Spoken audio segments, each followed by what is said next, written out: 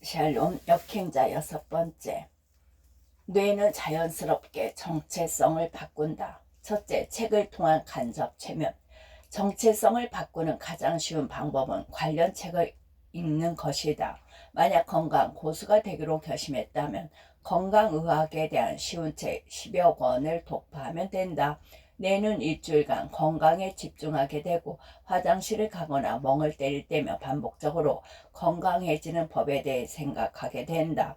사람들을 볼 때마다, 친구의 식습관을 볼 때마다 건강사의 관점에서 세상을 해석하게 된다. 작가가 되기로 결심했다면 작가 되는 법에 대해 10여 년간 나온 책을 모두 훑어본다. 책에는 저자들의 시행착오를 겪은 이야기가 담겨 있고 나 또한 할 수 있다는 생각이 들게 된다. 책은 정체성을 변화시키는 매우 쉬운 방법이다. 마찬가지로 자수성가를 하거나 경제적 자유를 얻고 싶다면 일주일간 몇 권의 책을 읽으면 된다. 시궁창 삶에서 경제적 자유를 얻은 사람들의 이야기를 반복적으로 보게 되면 나도 할 수 있지 않을까라는 마음을 갖게 된다. 나 또한 21살 인생 최악의 상황에서 200권의 자기계발서 읽기를 하며 변화했다. 나도 혹시 라는 믿음을 갖게 되면서 정체성이 변화하게 된 것이다. 독서가 인생을 바꿨다고 말하면 대개 가장 먼저 나오는 질문이 무슨 책을 읽어야 하나요?인데 여러 사람이 인정한 책이면 괜찮다고 본다. 다만 처음에 인물 이야기가 있는 책을 추천한다. 자수성가한 흑수저들의 책을 20권쯤 몰아서 봐라. 도서관이나 서점에 가서 30권 정도 뽑아 대강 훑어보면 읽고 싶어지는 책이 3, 4권 남을 텐데 그렇게 시작하면 된다. 뇌는 실제 현실이나 상상을 잘 구분하지 못하기 때문에 자수성가한 사람들의 이야기를 읽는 것만으로도 나도 할 수 있다라는 느낌이 차오르게 된다. 적어도 부정적인 감정은 확실히 씻을 수 있다. 앞서 잠깐 말했듯 인간에겐 거울, 뉴런이라는 게 있어서 타인의 행동을 보기만 해도 본인이 직접 하는 것과 비슷한 반응을 뇌에서 일으킨다. 이런 점을 잘 이용하는 게 바로 좋은 자기계발서 읽기다. 책의 내용을 너무 깐깐하게 비판적으로 따지지 말고 한 수 배운다는 느낌으로 마음을 열고 보면 좋겠다. 지금 우리가 그런 책을 읽는 건 그 저자를 숭배하려고 그러는 것이 아니니까 말이다. 그 사람의 성공 스토리에 내 마음과 삶을 동기화하는 것 그뿐이다. 둘째, 환경 설계. 환경 설계는 앞서 말했던 유튜브 개설 같은 게 대표적 사례다. 나를 궁지에 몰아넣는 방법이다. 주로 쓰는 방법으로는 선언하기가 있다. 주변 사람들에게 난 뭐뭐가 될 거야 라고 떠드는 것이다. 사람은 그 무엇보다 평판에 민감한 사회적 동물이다. 이런 상황을 상상해보자. 해외에 간 당신이 모르는 사람들 앞에서 옷을 벗고 10분 동안 돌아다닐 수 있을까? 절대 하지 못할 것이다. 누군가 100만을 준다고 생각해보자. 그래도 못할 것이다. 해외에서 그들과 평생 마주칠 일도 없고 다신 엮일 일도 없으며 법적으로 처벌 가능성이 0이라 할지라도 그러지 못할 것이다. 인간의 유전자에는 평판을 좋게 유지하라라는 명령이 아주 강력히 각인되어 있기 때문이다. 어린 시절 왕따를 당한 사람들이 심각한 심리적 문제를 겪거나 극단적인 경우까지 생각하는 이유도 이 평판 유지 본능 때문이다. 하지만 이러한 본성을 역이용한다면 오히려 어려운 일도 해낼 수 있지 않을까. 예를 들어 내가 굉장히 자주 하는 것 중 하나는 목표를 사람들에게 선언하고 그걸 못 이룰 경우 벌금을 내는 일이다. 실제로 지금 이 책도 휴가지에서 2주 안에 마무리하겠다고 담당 편집자에게 약속한 후 실패 시 1,000만 원을 드리겠다고 말해놓은 상태다. 나는 스스로가 매우 게으르고 목표한 바를 잘 이루지 못하는 열등한 인간이라는 걸 인정한다. 자의식 해체.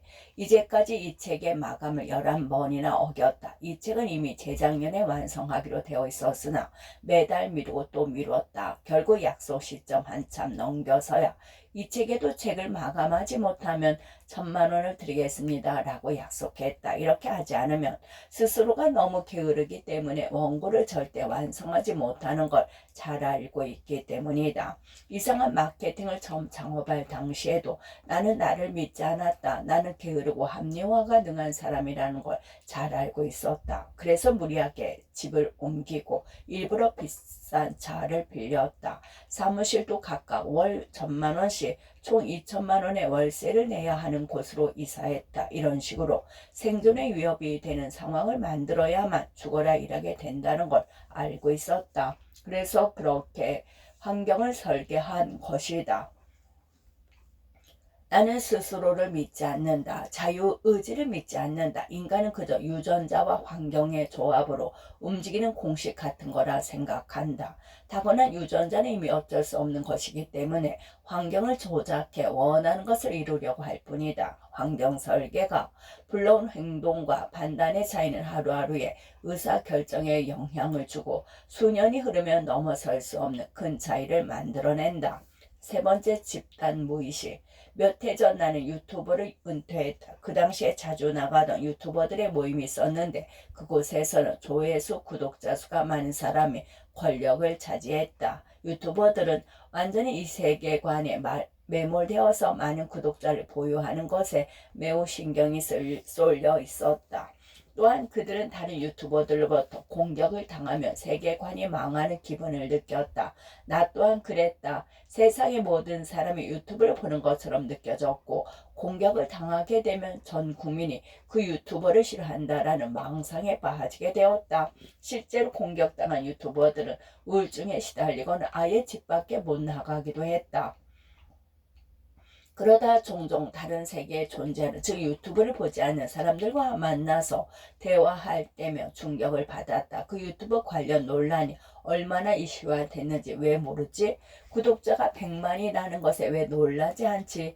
100만 유튜브를 천박한 직업이라 생각할 수도 있구나. 나는 유튜브 세계관에 완전히 몰입되어 있었던 것이다. 이처럼 사람은 어떤 집단에 들어가게 되면 그 집단이 넘어드는 것을 가치 있다고 착각하게 된다. 재수학원에 가면 대입시험을 잘 보는 것이 최고의 가치로 느껴지면서 모든 두뇌 활동이 대입에 집중된다. 유명한 심리 실험이 있다. 피험자 앞에 5명의 사람을 앉혀놓고 엉뚱한 대답을 하게 만드는 것이다. 짧은 막대를 보여주며 길다고 말하게 한다. 그 피험자 차례가 되면 그 역시 긴 막대를 보며 반대로 짧다고 대답하게 된다. 인간이 얼마나 사회적인 동물인지 말해주는 심리학 실험이다. 예전 유고 사건 등을 일으킨 수많은 사이비 종교를 생각해보라. 그저 모임에 오래 있는 것만으로도 사람을 믿을 수 없는 것을 믿고 할 수 없는 일을 하게 된다.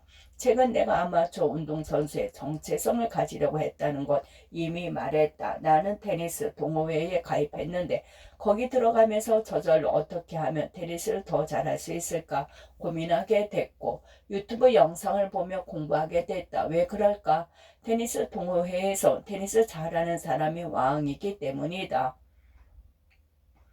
모두가 테니스 얘기만 하고 선수 경력이 있는 사람은 거의 신급으로 추앙받는다. 이 세계에선 아무리 돈이 많아도 배 나오고 테니스 못 치면 루저 취급을 받는다. 본업을 희생하면서까지 취미 활동에 빠져서는 안 되지만 만약 테니스 배우는 것이 행복에 있어 정말 중요한 경우라면 테니스 동호회에 들어가는 건 단시간에 전력을 높일 수 있는 최고의 환경이 된다. 직장인 남편이 아이의 교육이나 부동산에 대해 얘기할 때마다 아내에게 물정 모른다며 구박받는 이유도 그것이다. 전업주부 아내는 매일 부동산 중개소에 가서 수다를 떨고 학부모 모임에도 빠지지 않는다. 남편의 알량한 경제상식, 교육지식은 아내의 최첨단 정보 앞에서 무용지물일 수밖에 없다. 그럼 경제적 자유를 얻고 싶다면 그렇다.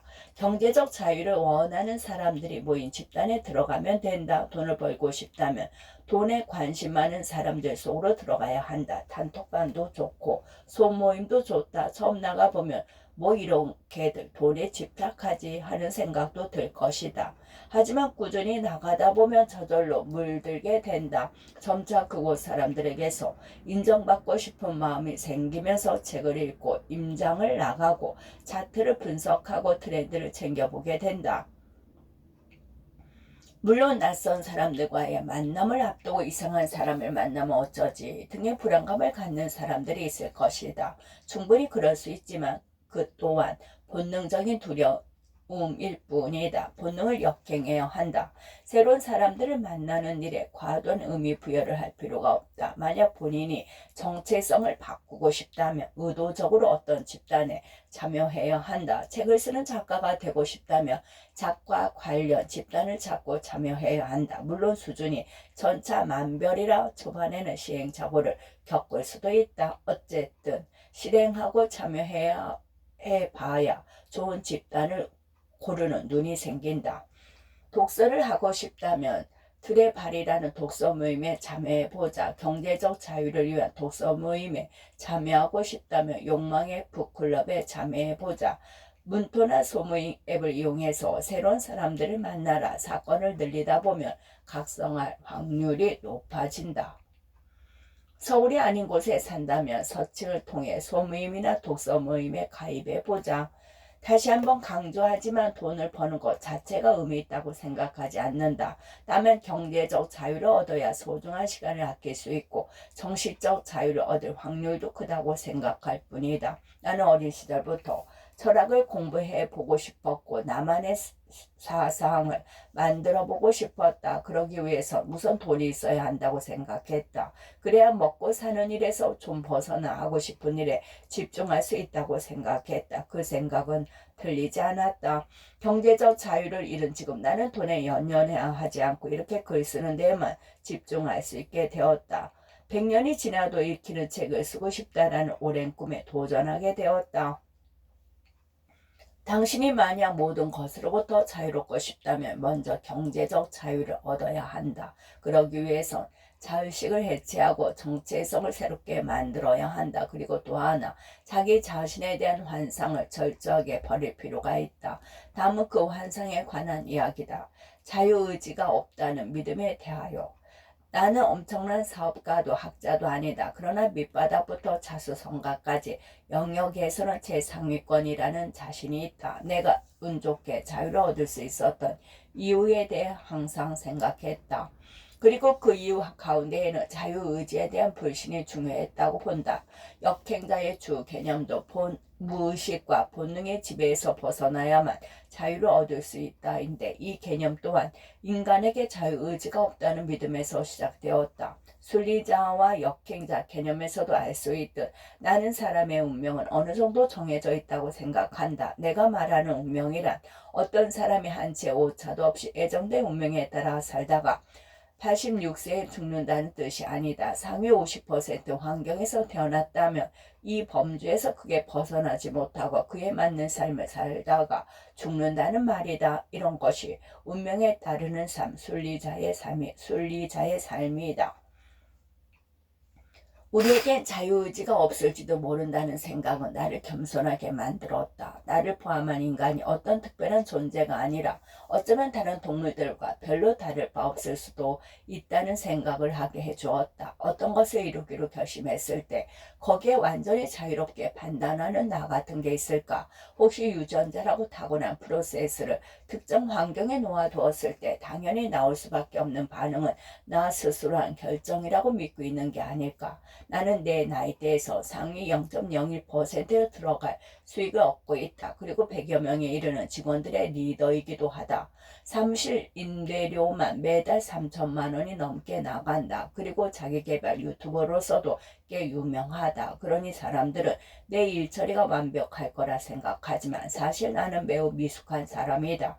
가까운 직원들은 잘 알겠지만 매번 허당 짓을 반복하고 물건을 놓고 다니거나 태블릿 PC를 잃어버리기 일수다. 항상 일처리 기일을 못 맞추며 약속 시간에 늦는다. 나는 내가 멍청하고 평범한 사람일 뿐이라는 걸 인정한다. 오히려 그러기에 스스로를 잘 운전할 수 있는 방법을 찾는다. 나라는 인간이 매번 하는 결심과 다짐, 자만심 따위에 귀 기울이지 않는다.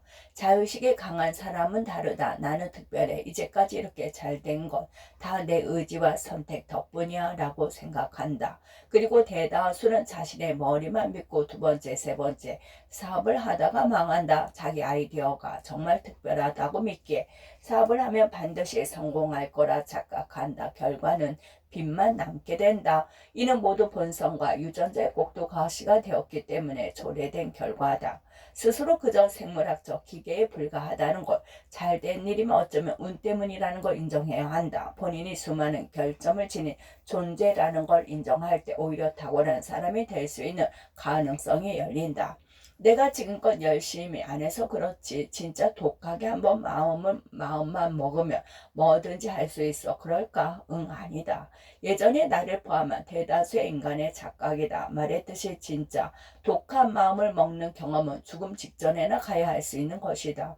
그런데 이렇게 자기가 마음만 먹으면 뭔가를 할 것으로 착각하는 사람들은 늘 거창한 목표를 세운 후 실패하고는 자의식을 보호하기 위한 방어 기제를 펼치는 일을 평생 반복한다.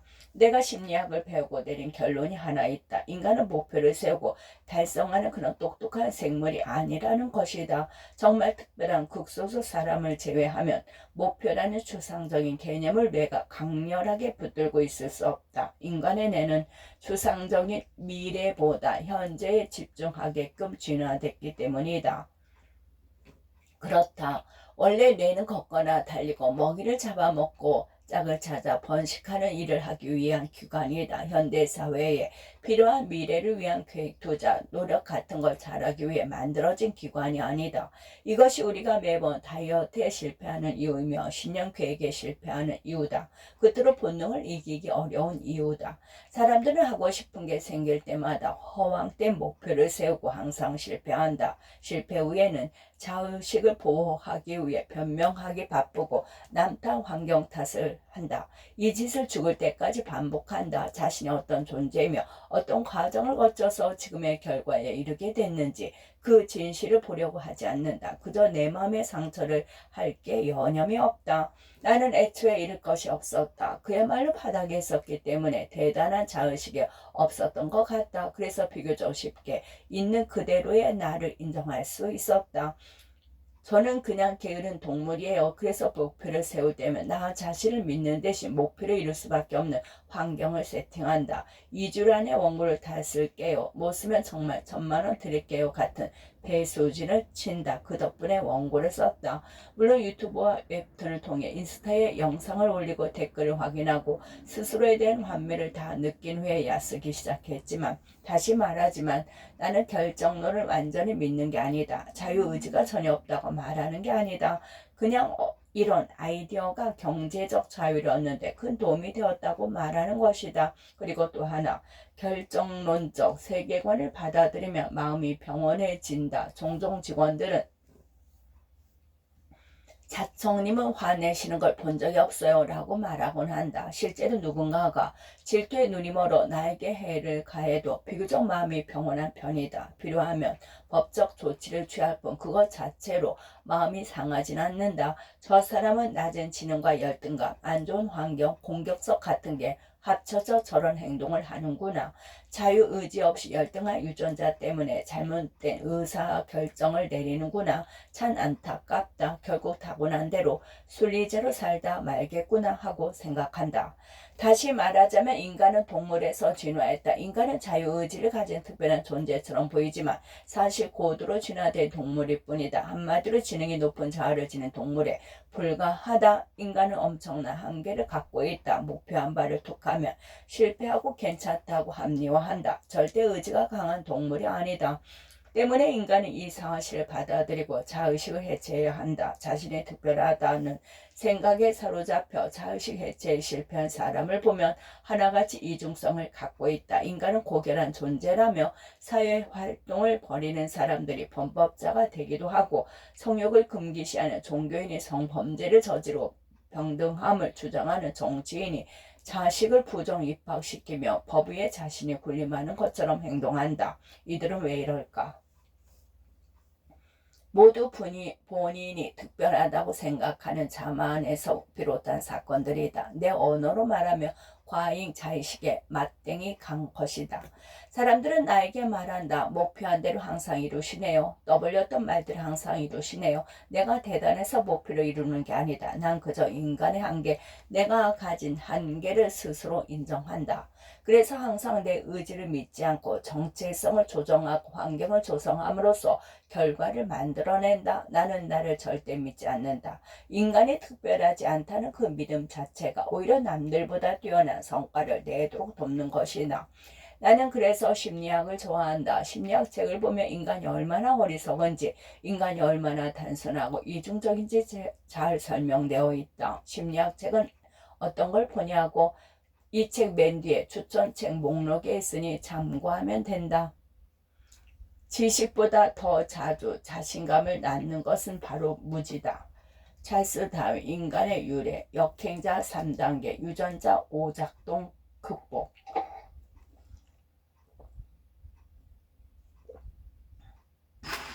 나는 늦은 나이에 대학에 입학했는데 2학년 때 충격적인 수업을 하나 들었다. 응용인지심리학이라는 수업이었는데 수업 주제는 휴리스틱이었다. 당시에 듣기만 해도 머리 아픈 주제였다. 하지만 이 어려운 수업 내용은 다 이해할 필요는 없었다. 그저 인간이 얼마나 멍청한지만 배우면 다 얻는 것이었다. 수업이 어려운 데다 영어로 진행되다 보니 10여 명 남짓의 학생만 참여했다. 난 그 10명 중에서 가장 두근거리는 심장을 갖고 있었을 것이다. 저거다. 내가 만약 인간이 오류를 저지르는 지점을 이해한다면 인생의 승자가 될 수밖에 없어.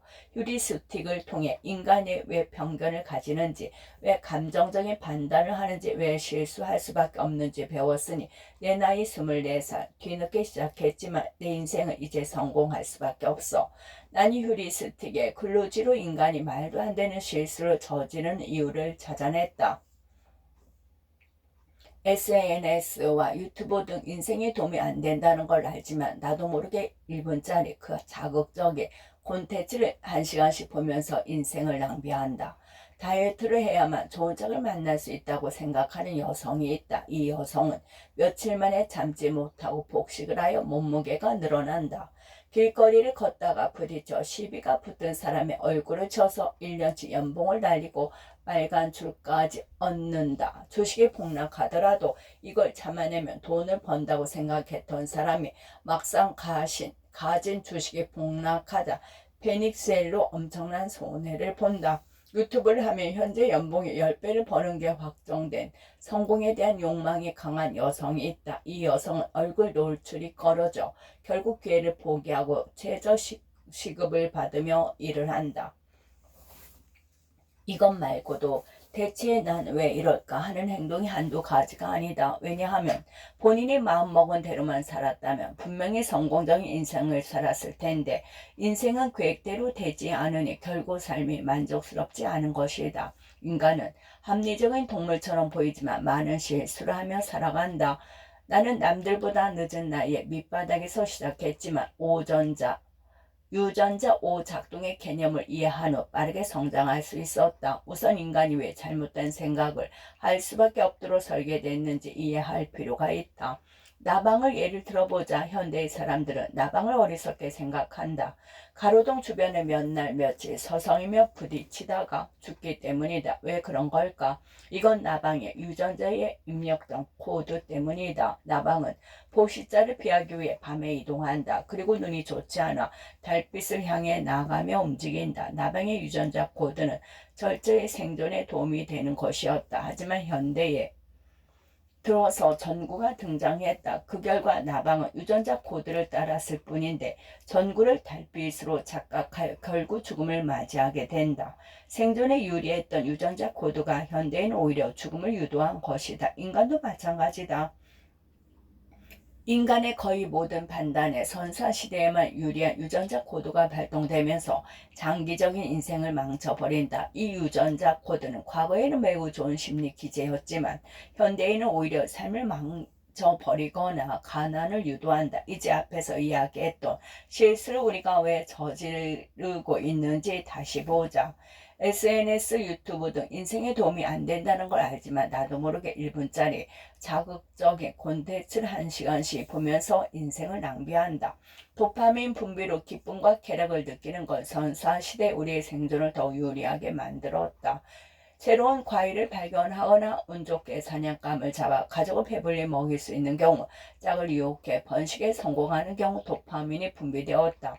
이런 도파민 분비에 인간은 즐거움을 느끼고 이를 동기로 움직이면 생존에 도움이 되었다. 하지만 현대 SNS와 유튜브는 무의미한 도파민만 분비시킨다. 재미있는 거, 멋진 이성이 춤추는 장면, 신기한 장면 등 무작위 확률로 자극적인 영상을 접한다. 도파민만 분비되고 남는 것은 없다. 우리 뇌는 자극적인 콘텐츠를 보면서 착각한다. 너는 먹을거리를 찾고 있고 짝을 찾고 있어 라고 쾌락이라는 보상을 주지만 사실은 아무 발전이 없다. 나방이 전등에 반복적으로 부딪히듯이 스스로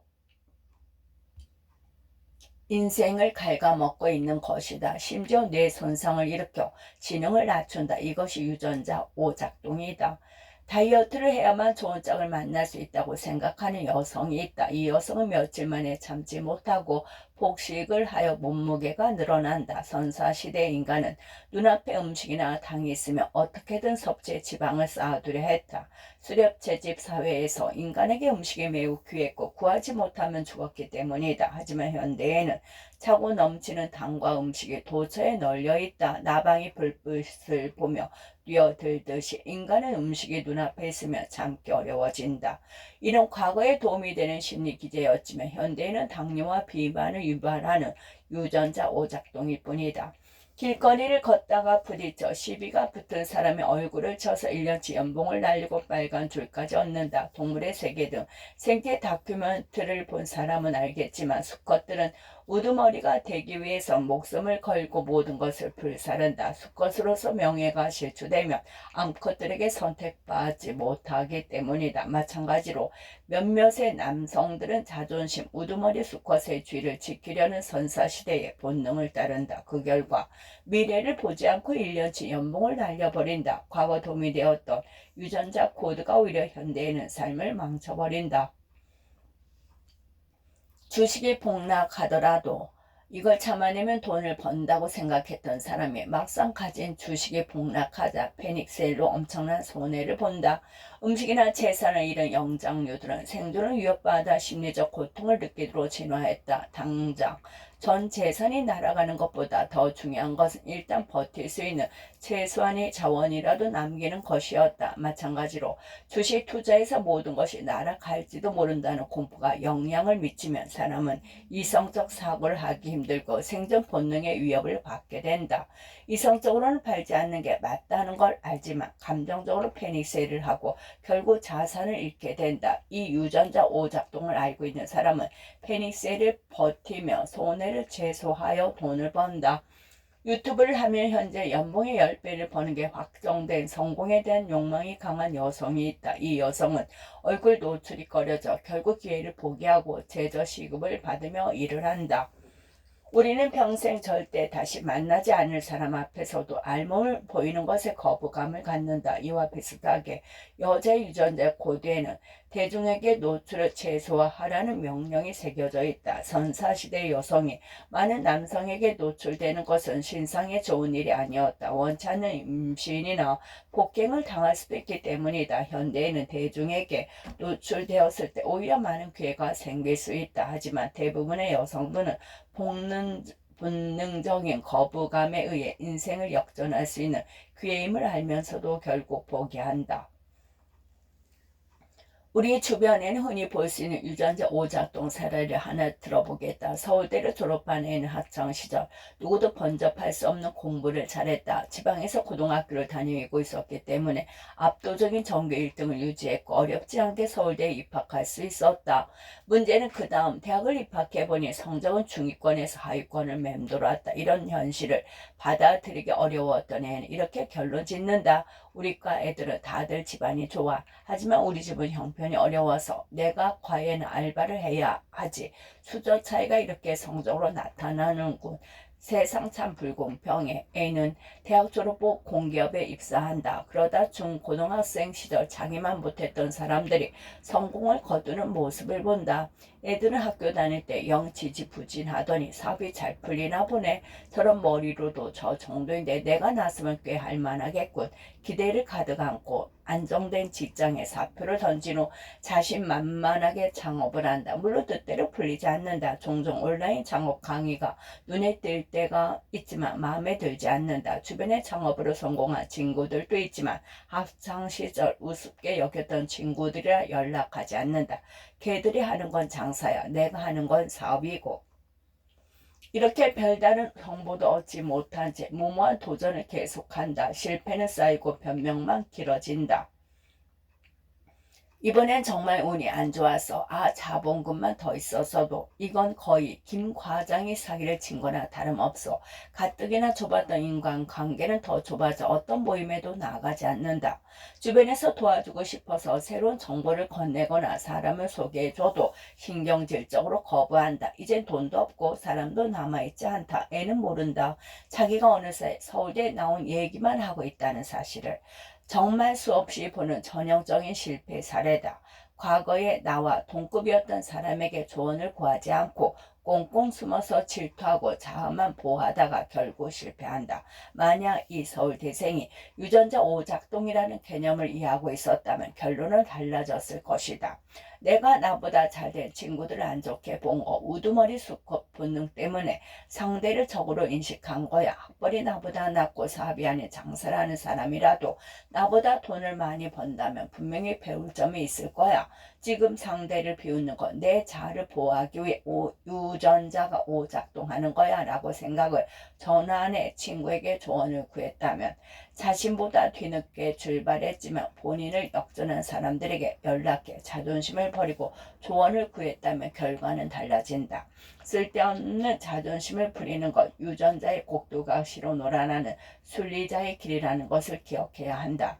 내 주변에 100억 넘는 자산을 가진 사업가들이 많다. 종종 이 사람들의 그릇은 이 정도구나 라는 생각이 들 때가 있다.